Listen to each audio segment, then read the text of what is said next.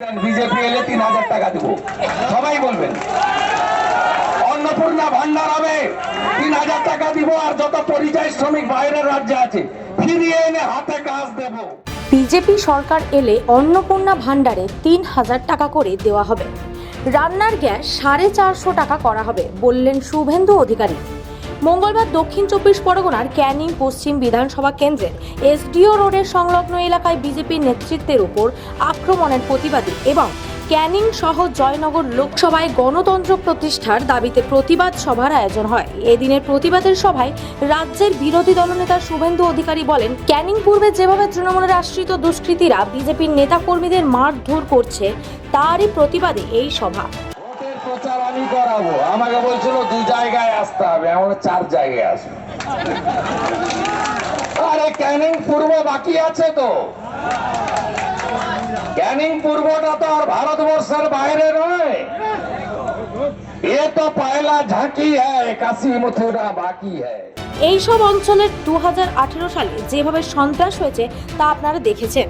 2021 সালে নির্বাচনের পরে যে অত্যাচার হয়েছে, স্বাধীনতার আগে ব্রিটিশরা এমন অত্যাচার করেনি। পঞ্চায়েত ভোটে 820 কোম্পানি দিয়েছিল কোর্ট, অথচ একটাও ফোর্স ছিল না। ক্যানিং পশ্চিম কেন্দ্রের বিধায়ক পরেশরাম দাস বড় বড় কথা বলেছিল শুভেন্দু অধিকারীকে দড়ি দিয়ে বাঁধবে।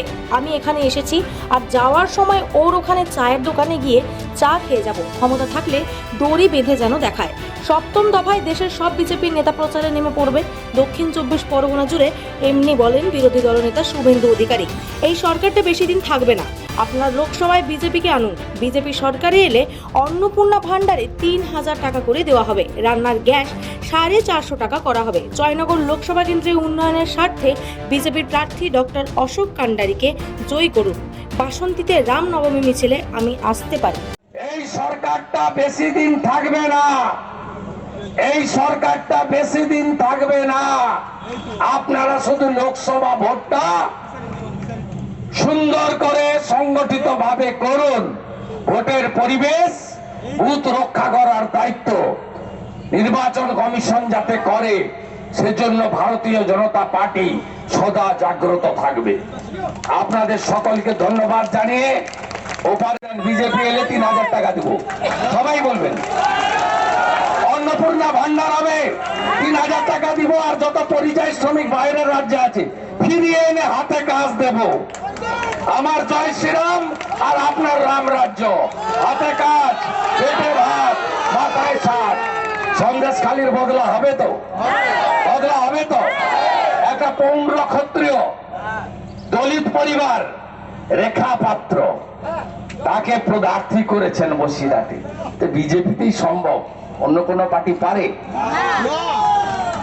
রেখার জন্য বলবেন তো, আত্মীয় স্বজনদের বলবেন তো, ওপারে রেখাকে জেতাবেন তো, এবারে ডাক্তার কান্ডারিকে পাঠাবেন তো।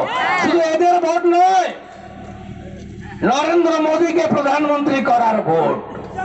এইবার